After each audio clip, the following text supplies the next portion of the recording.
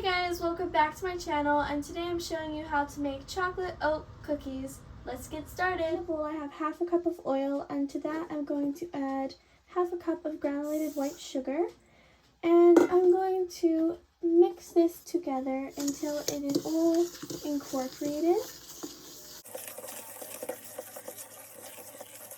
And now I'm going to beat in 1 egg, so I'm just going to add that into there. And we're going to beat this mixture together.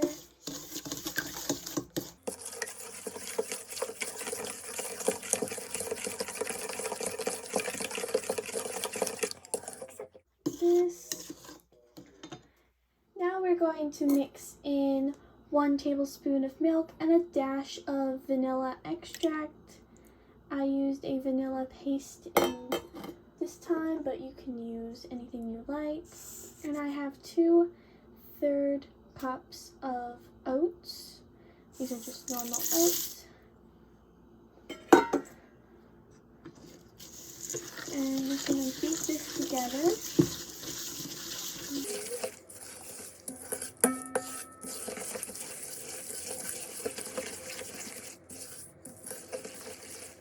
Now I'm going to sift in 1 cup of all-purpose flour, half a teaspoon of baking powder, and 1 tablespoon of cocoa powder.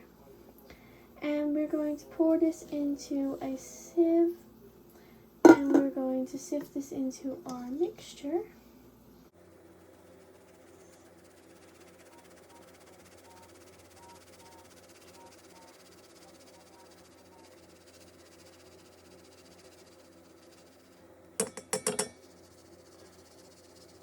Now I sieve my mixture in, I'm going to incorporate it. Added about 1.5 cups of chopped chocolate. You can use chocolate chips, and if you don't have that, you can put in the chopped chocolate. I've just put aside a few bits of it to decorate the cookies with just before I put them into the oven. So now I'm going to incorporate these. So next you want to line a baking sheet with parchment paper, and you want to get a regular metal spoon and just spoon about 1 spoonful of mix, and then you want to plop that onto the tray to create a little bowl. And I'm going to multiply this multiple times until all of the mixture is finished and show you guys what it looks like then. Spooning out the mixture, and now I'm just going to get some pieces of chocolate, and I'm just going to add that onto each cookie just to make sure that every cookie gets a piece of chocolate.